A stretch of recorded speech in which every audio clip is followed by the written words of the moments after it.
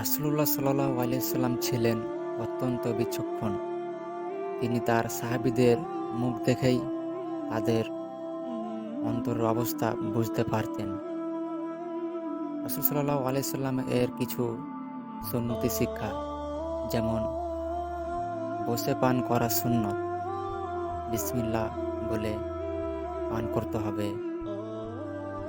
আমন্ত্রণকারী ব্যক্তি অনুমতি না নিয়ে বাড়িতে প্রবেশ করতে পারবে না। যতক্ষণ পর্যন্ত সেই ব্যক্তিকে অনুমতি না দেওয়া হবে, সেই ব্যক্তি ততক্ষণ পর্যন্ত সে তার বাড়িতে প্রবেশ করতে পারবে না। আর আমাদের মধ্যে অনুমতি না নিয়েই মানুষ এগুলা করছে, হুটহাট করে সে এখানে ওখানে প্রবেশ করছে।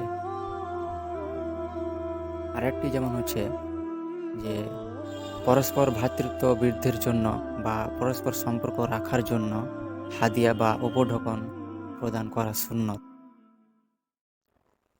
এবং লাস্ট যে নম্বরটি হচ্ছে সেটি হচ্ছে বিপদগ্রস্ত বা অভাবগ্রস্তদেরকে সাহায্য করা মুমিনের অবশ্যই কর্তব্য। হে প্রিয় ভাই,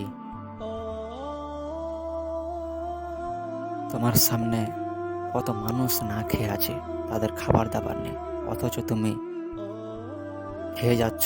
তুমি তাদের কখনো কথা ভাবছো না আশেপাশে মানুষের অবস্থা কি, যে তাদের খাওয়া দাওয়া কেমন হচ্ছে, তারা খাওয়া দাওয়া করতে পারছে কি পারছে না। রাসূল সাল্লাল্লাহু আলাইহি সাল্লামের এগুলো সুন্নত নয় যে কোনো মুমিন না খেয়ে বসে আছে আর তুমি আয়েশ মাস্তি করছো আর খাওয়া দাওয়া করছো। রাসূল সাল্লাল্লাহু আলাইহি সাল্লামের এগুলা সুন্নত নয়। বরং রাসূল সাল্লাল্লাহু আলাইহি সাল্লামের কাছ থেকে শিক্ষা পেলাম যে বিপদগ্রস্ত মানুষ যদি থাকে তার পাশে দাঁড়াতে হবে, এবং অভাবগ্রস্ত যদি মানুষ থাকে তার পাশেও দাঁড়াতে হবে। আর অবশ্যই মানুষ যদি কিছু খাওয়া দাওয়া করে কিংবা পান করে, অবশ্যই তাকে বসে এবং বিসমিল্লাহ বলে পান করতে হবে, সেখানে বরকত রয়েছে। না হলে সে খাদ্য শয়তান খায়।